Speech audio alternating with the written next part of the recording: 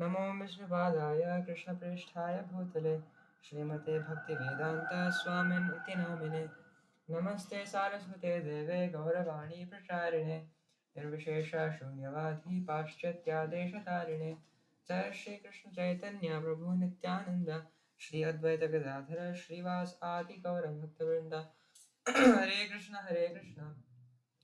Krishna Krishna Hare Hare Hare Ram Ram Ram Hare Hare. Okay, so today I will be presenting on behalf of Hari as well, since he is in India, on the topic of vegetarianism, prasadatarianism, vegetarian, a lifestyle of a vegetarian, a lifestyle of a vegan, and a lifestyle of a person who partakes prasadam, also known as prasadatarian. Now let's get into what vegetarianism constitutes of. First of all, there are few reasons why vegetarians choose to be what they are. And they don't eat meat for a various number of reasons. To name a few, health. An example of a health benefit due to eating vegetarian food is you get less obese.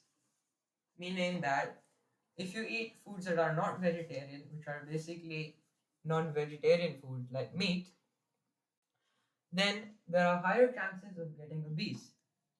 Another reason for being a vegetarian could be environmental reasons, such as emissions of greenhouse gases or land use in animal agriculture, which eventually leads to animal extinction. Another reason could be ethics, basic humane ethics, wherein a human who has some amount of compassion will not go and kill another living being who is able to experience some pain and emotion. And there are the other sort of vegetarians who just are vegetarian just because of tradition or religion, just because they have it in their scriptures, like the Bhagavad Gita or Bible. Therefore, they are vegetarians. Or there might be some thrifty spenders who might say that, okay, a vegetarian diet is much more cheaper because, like, 1 pound of beef equals like some amount of money. For that same amount of vegetables, I can serve my whole family and keep for the whole week, and that'll run me through, and it's more healthy, it's more economical, it's also according to religious scriptures, it's ethical, you're not doing any harm. So therefore vegetarians are what they are. And vegetarians also suggest that eating a vegetarian diet is very balanced, meaning it keeps your life in order. And balance in a vegetarian diet, according to them, does not only mean cutting out meat, but rather than the meat that was used to be there, adding on a bunch of nutrient foods which are alternatives to meat. That's basically what vegetarianism is, according to the general definition. And some foods that replace meat rather than meat, which give the nutrients for vegetarians, are like fruits, vegetables, grains, legumes, nuts, seeds, and they say all of these foods give them the essential nutrients needed for keeping our body healthy, like vitamins, minerals, and fibers. Additionally, there are many statistics, scientific research that points that vegetarianism leads to a healthier lifestyle. Like one study published that vegetarian men are proven to live for an average of 10 years longer than non-vegetarians, and that vegetarian men had a 13% overall cancer risk, lower cancer risk compared to non-vegetarians. So that means they have a more chance to be healthy and live a longer life. As stated in the third one, elderly vegetarians who have consumed a wide variety of plant foods most of their lives should experience enhanced immune function. And immunity is a main factor that plays a role in your old age. Because when you're old, you're susceptible to so many diseases. And due to a vegetarian diet, a person in old age will be very healthy, according to them. Now let's move on to veganism. Now, veganism is pretty much the same thing. Okay. Veganism is pretty much the same thing, except in the general definition, vegan people are said to be more orthodox in one sense because they outline their principles and philosophy very rigidly. While vegetarians, there are many sorts of varieties. Like there are some who think that eggs and poultry and seafood are vegetarian foodstuffs as well, while many others disagree with that notion. So vegetarianism, the aspect of that is a little bit muddled up, but veganism is much more rigidly outlined because vegan people are high advocates of animal rights, which means that they believe that animals should live without exploitation and animals are not a resource or commodity to be used by humans.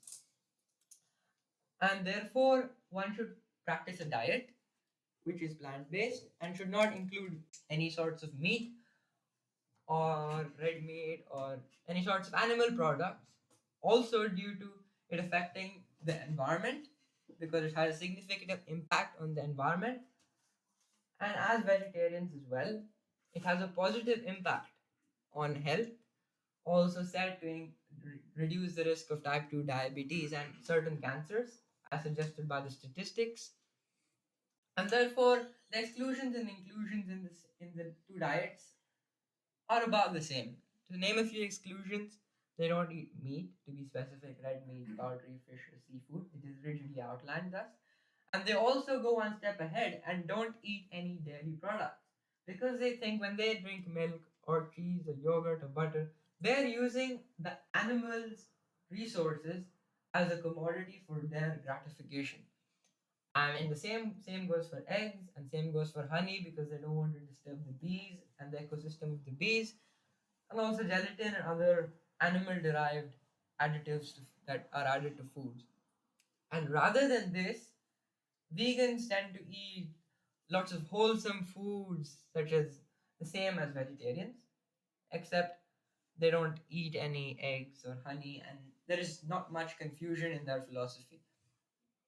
And more than food, a vegan philosophy and practice extends to even their lifestyle choices. Like they choose to buy vegan clothes, which means they're not tested on animals or they're not made out of animal derived materials such as leather, wool, fur, and silk. And even in our devotional practices, we don't use leather because we are not sure uh, of the source of it. And same goes for cosmetics. So they don't buy cosmetics that are treated and tested on animals. And they do not allow their children or do not take their children to zoos or animal shows or circuses because they feel that it's exploiting animals, it's using animals, so they don't prefer not to go there.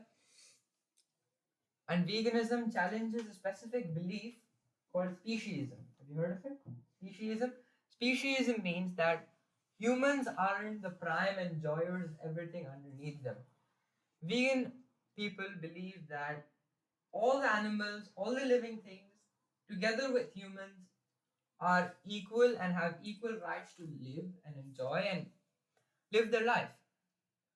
While other people believe that humans are at the top of the ecosystem and want to enjoy. If you're serious, you please listen. Okay? Thanks. And this is due to them realizing animals as sentient beings. What does sentient mean? Anybody knows?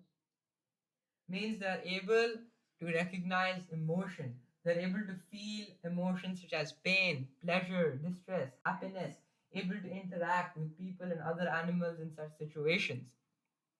Therefore, a veganist prefers to leave animals as they are and not disturb their ecosystems.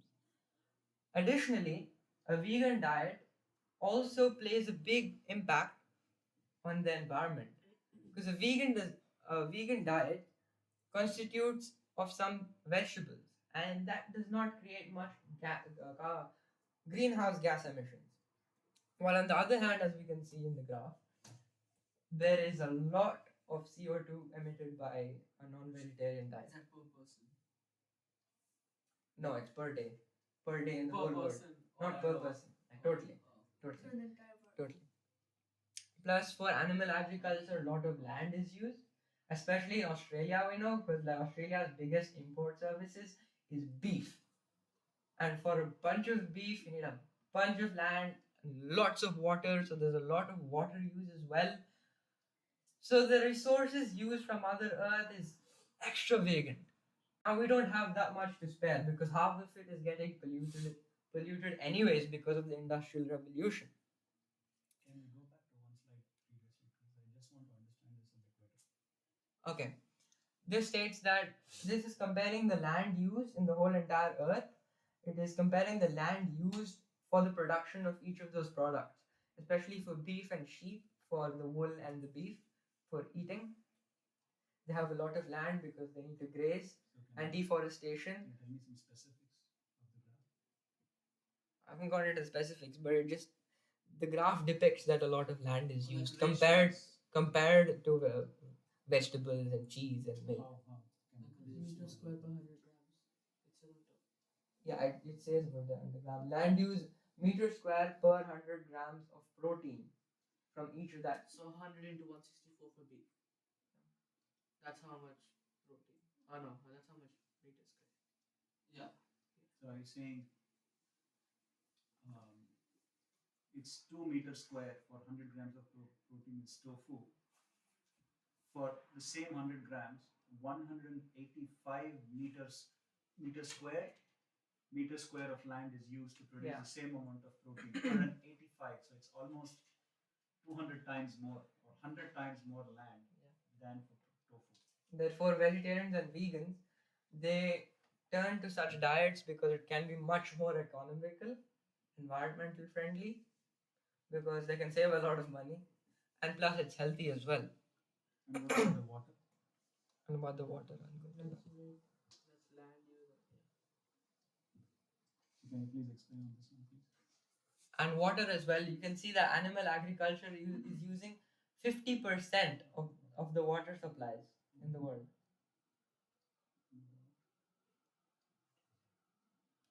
What's a why are we not please?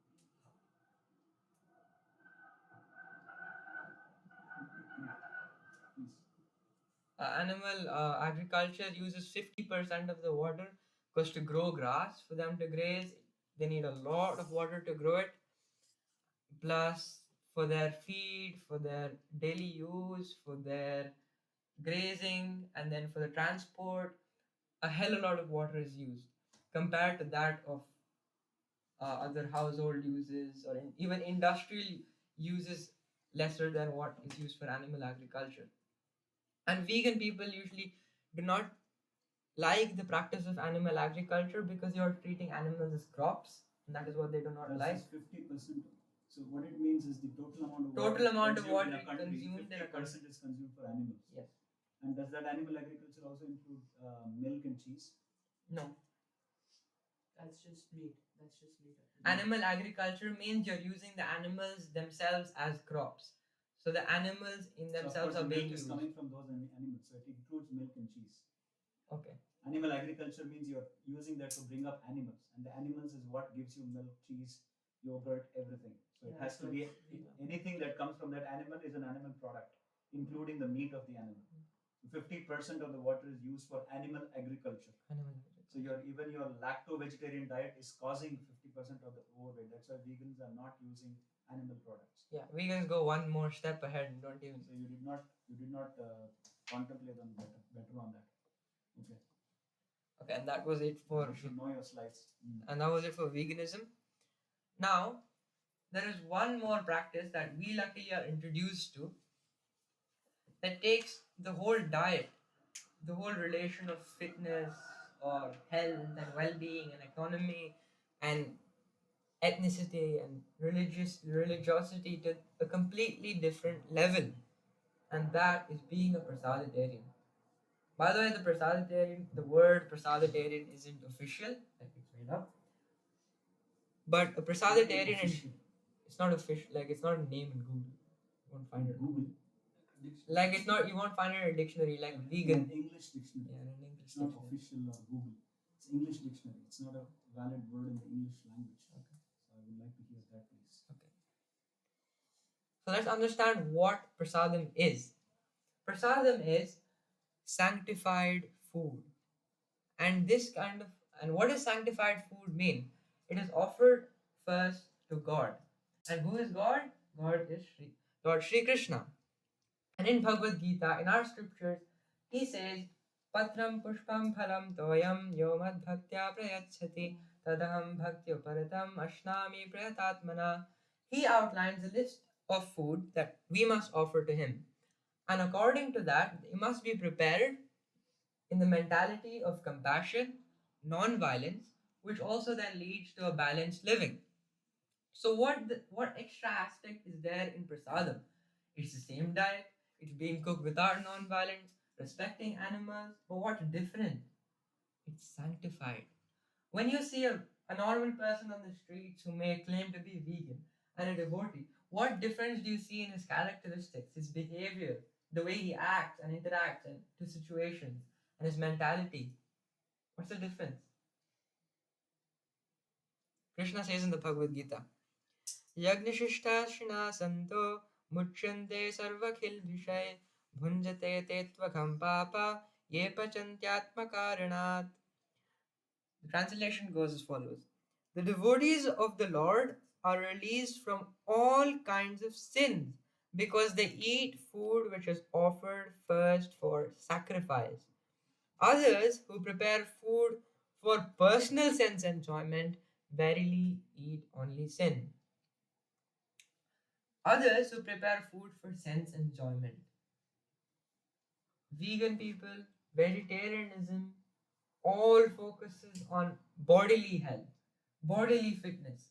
It's good for our body, it's good for our health, it costs less money. It's all around our body, in external gross manifestations.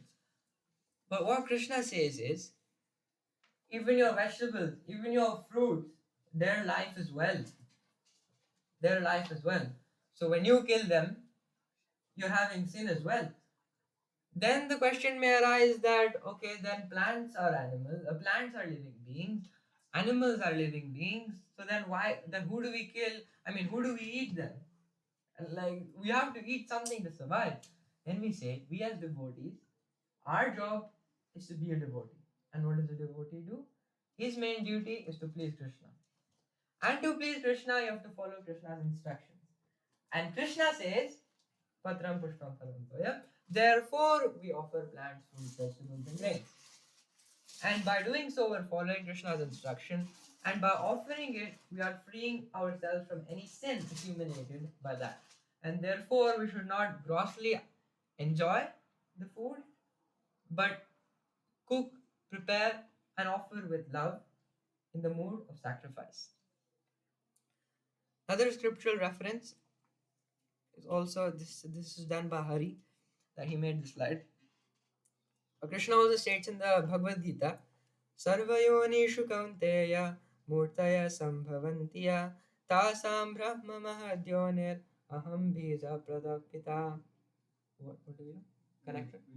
Okay. It should be understood that all species of life, O son of Kunti, are made possible by birth in this material nature, and that I am the seed-giving father. So Krishna is the seed-giving father. That means we are all the souls. We'll take the question at the end. We're all souls. So have we have every soul has the right to be respected, has the free will to live, and therefore a devotee will see every person, every living entity in an equal mind and mentality. And that is what Krishna likes, and that is what we should inculcate in our lives if we desire to be devotees.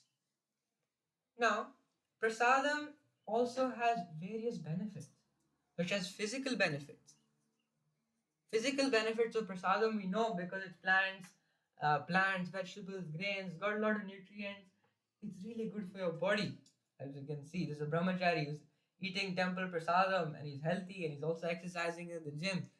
Because the prasadam is offered to Krishna, it is sanctified, so it's even more powerful. So it benefits your body in ways that normal vegetarian or vegan food cannot even fathom of doing to your body.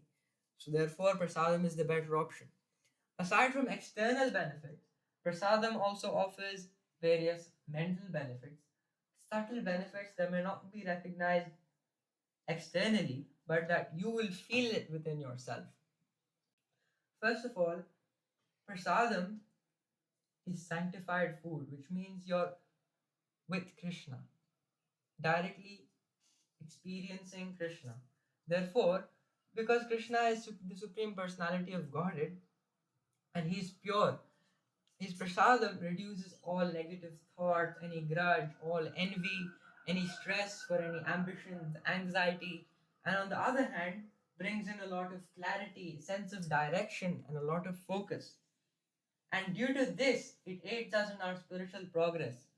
And at the end, it takes us and awakens that lost connection with God because we're all jivas.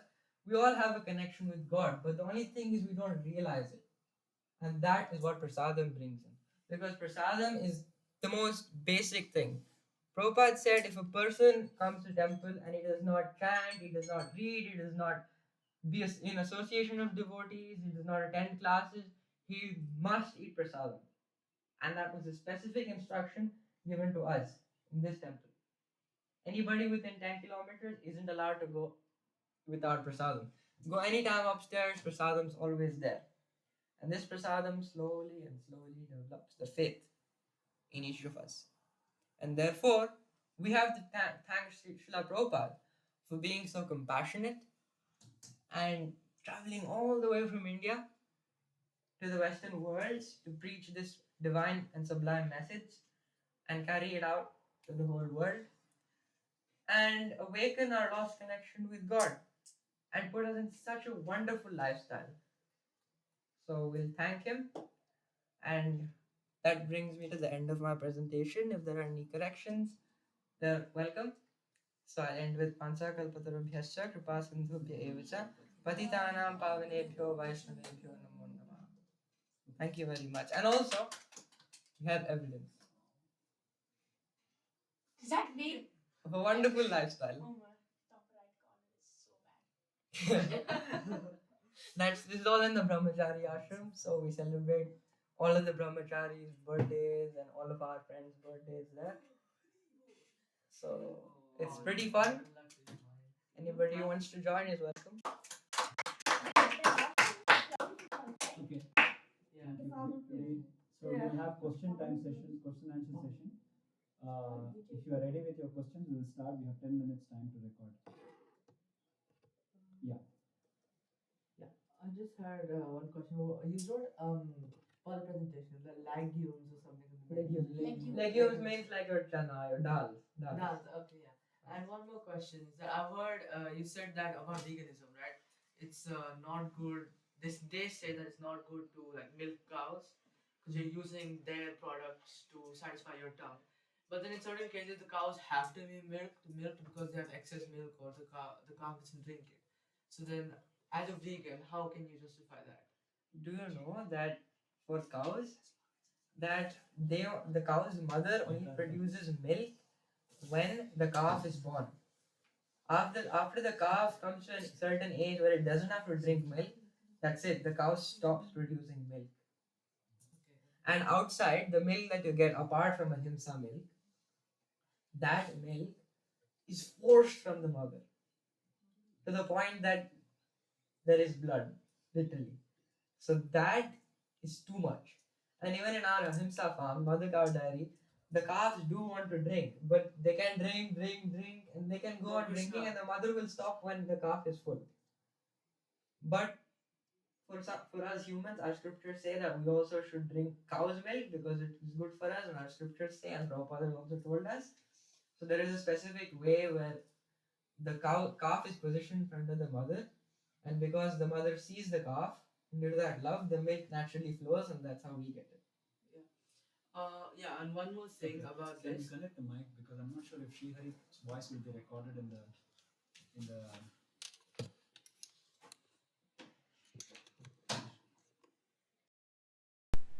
And you have to switch it on, I reckon. Is it on? I don't know. It's on. It's on. Yeah, the one more thing I wanted to say is that I Can you keep it probably closer, please. Yeah, a little bit closer. Yeah. Okay. So we'll have question time sessions. Question answer session. Question answer session. We'll have 10 minutes time to record. Yeah. yeah, the one more thing I wanted to say is that I understand your answer because I have a certain amount of faith, but with person who's faithless who doesn't really understand. Suppose you give an example of Prasadatarian, it clears your consciousness, makes you have more faith. As a non-devotee, I won't be able to understand that. I won't be able to relate with that. So how would you explain the same Prasadatarian to eat prasadam to a non-devotee? Do you remember Shivaram Swami said that for an experiment to be done, experiment should be conducted, and when the results are found out by the person who conducts the experiment, then only will he realize it. The other person was saying, no, you tell me the results directly. Maharaj said, no, you do the experiment, then you yourself, I can tell you, but you will not accept it. Will you accept what I say? No, you will not. Therefore, you experience it, and then you'll understand. And haven't you seen those people in the temple who enter the temple? 10 years ago, they used to enter the temple, go dining hall, straight come down. And now they're doing service in the temple, they're in the temple morning, afternoon, evening. Transformation. Yeah. You can see examples. Thank you. Madhav. So in your last slide you said that it helps us awaken our lost connection with the Lord. So what do you mean like lost connection? What do you mean by that? You're also a devotee, right? So, as a devotee, what is our main purpose for being a devotee? Why are we devotees? To go back to God. Why do we want to go back to God? We have to go back to Godhead because we. What is our relation with Krishna? Who is Krishna to us? Krishna is like said that he is our father. Considered our father. Exactly. So before Prabhupada had told any of us, did any of us know who Krishna was? Did any of us practice Krishna consciousness? No. And therefore, for us to get this into our knowledge and be like, oh, and realize that okay, I have a father there, he's taking care of me, I have to respect him, give him my gratitude for all that he's given me, that knowledge who will give us? Prabhupada. He's giving us, but half the people don't accept it. More than half don't accept it. We are lucky that we have accepted it to a certain degree. Yeah. That's how it works. Thank you. Yes. So you said, so you're a devotee as well, right? So can you tell us how prasadam has impacted in your life and how it has made a change to you? Prasadam, how it has impacted my life? Prasadam has impacted me in this way. Look, remember Shreyas in our soccer team. I'll give you an example, since we've all been there. Remember after soccer training, near that area where you have like they're cooking chicken, right? On the barbecue. And all of us who haven't eaten meat in our whole life, like, oh, what's that smell? It's so disgusting. But he's been accustomed to that taste. And when you're accustomed to that taste, you'll feel that that's the only taste you have.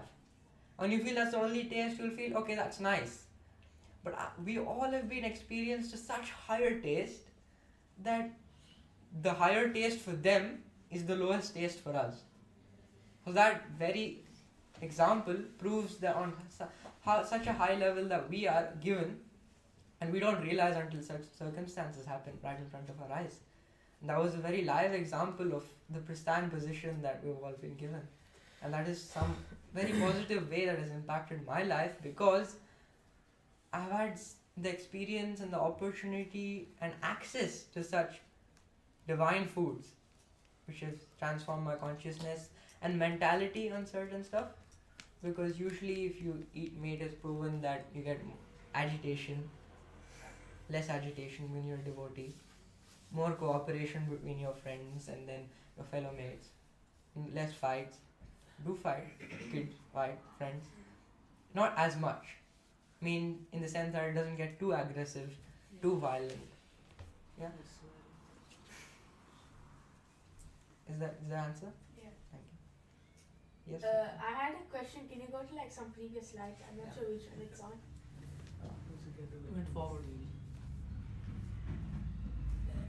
Keep going. I'll tell you when to stop.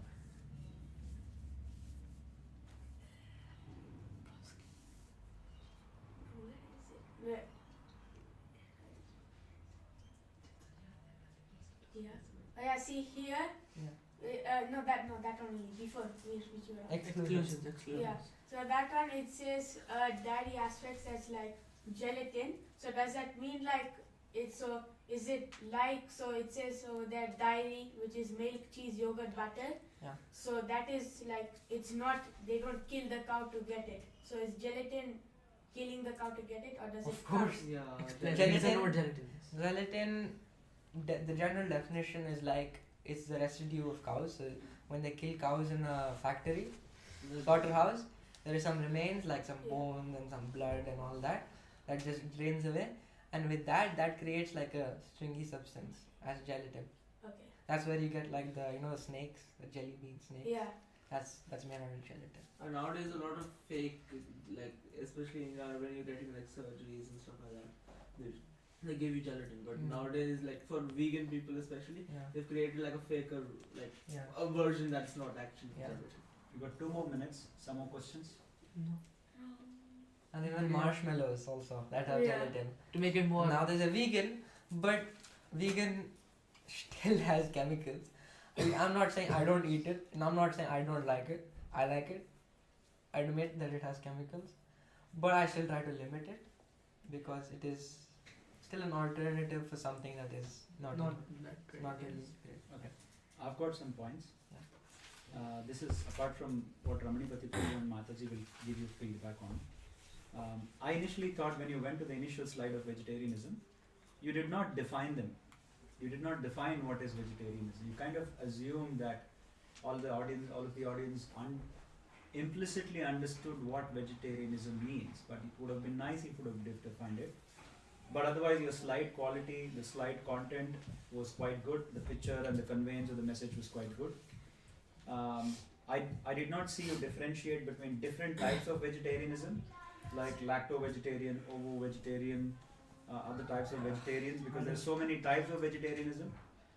Because there is some confusion that some people say eating eggs is vegetarian. It's not meat, so it is vegetarian. So they eat eggs. So what really means vegetarian, and why do Prasadatarian do not eat eggs, and why? How do we distinguish? What's a lacto-vegetarian? What's the difference? It would have been nice if you have mentioned that, because we do not take.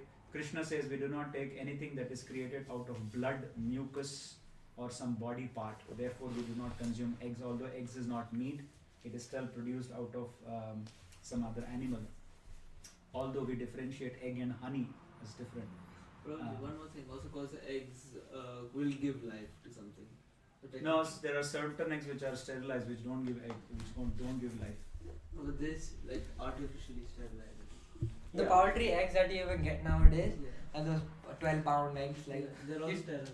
yeah, they're like they will never Yeah, so produce. therefore, a chicken. the argument is they won't get sterilized. Therefore, they won't give birth to babies until you have a cock sitting on it to hatch it. If you don't hatch it, they won't give birth.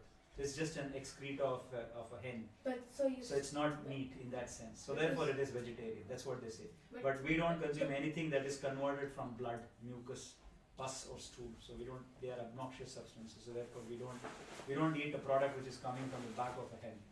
So that's the Isn't idea. it still like stopping from giving birth? That's also like killing before it was even born. Yeah, because it has that inner life. Yeah, okay. History of humankind was missing. So maybe it would have been nice if you would have given a brief of history of humankind and what humans are from an anatomy perspective. Of generally, they are meant to be vegetarian because the anatomy supports vegetarianism. It doesn't support meat eating because we don't have I'm gonna do canines. all of these points because I had to do it for the last minute. Maybe a slide would have been done well. I like the way you covered vegan thing. It kind of made an impact on how the vegans are in one sense Yeah. good. But according to devotees, vegans are still not good because they abandon themselves. From This drinking verse proved it. That Krishna because they says don't it. offer it to Yeah. Krishna. Okay. I like the T-shirt. Yeah, But, specifically Krishna. okay, I would have liked if there was one slide where you can have 3 columns to differentiate vegetarianism, veganism, and Prasadatarian, and points summarized in one slide, kind of a takeaway for all of the attendees. And sometimes you said vegans only eat vegetables. Actually, vegans eat legumes, fruits, nuts, and all of that. I you said that, in inclusions I said all Yeah, these. but when you were speaking, you just said vegetables. I felt you did not explain your graphs well. You should have explained your graph well, I felt. And the English language, you should have said it's not in English language. Prasada, you articulated very well about Prashad. You went 1.5 minutes overtime, but you were good in answering the questions and the feedback was good. Any more questions or any feedback? He didn't mention about onion garlic. Yeah, we did not specifically mention about onion, garlic, and mushrooms. Why? I had a confusion in that part, and especially in the last minute, and I couldn't do much. Yeah, I feel you could have covered that well as well. That point, at least, we don't eat onion and garlic, but probably that's a different topic. But That that was was a the three highlight modes of. of material nature and the. But it was still good if you would have provided compared. for In Prasadatarian, we exclude certain herbs like the 5 Ps, the pungent vegetables like chives, onion, garlic, spring onions, and all of those, mushroom and ankhives or something like that. Okay, I thank have a you. question for Krishna. Okay. Why don't we eat onion, garlic, mushroom, and that? Because I think. Now let's some- answer the question now. I know. You have I think like No, the rap. question is for him. Never mind. Okay. Onion and garlic is usually not eaten because it provokes modes of passion and ignorance. Because it is related to the modes of passion and ignorance. Same goes with mushroom. Because some people argue that mushroom that was back in the mushrooms. Usually, what people say is like, no, it's grown in decrepit environments where it grows on decomposed matter. But nowadays, people say no, there are farms. They were growing it on farms in sterilized environments. There's no germs, no infections. It's good to eat. So then what's so But the food is associated in the mode of passion and ignorance. That is proven scientifically, Vedically, also in the book of Ayurveda. It is said, and in our scriptures, if something is said, then we tend to follow it. Krishna, I have one question. Aren't chilies also passionate? Chilies are passionate, but this goes into the mode of ignorance. If you want to really have an in-depth, real, like a view into all of this, then Amogila Prabhu's lecture or Amarendra Prabhu's lecture on this is perfect. He goes in detail and explains everything on how and why this is in mode of ignorance and passion, and how and why it has affected people, and how you can differentiate.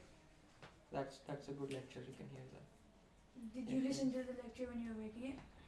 No, I didn't make this slide because that wasn't vegetarianism. You know how sometimes vegetarians eat onion and garlic as well? Like in India, you can't have everything in a vegetarian hotel because they usually have onion and garlic. Yeah.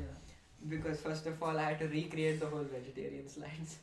And then I couldn't go into the different types of vegetarians.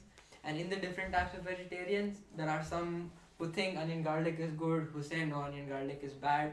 It's based on a general belief and which works for them best.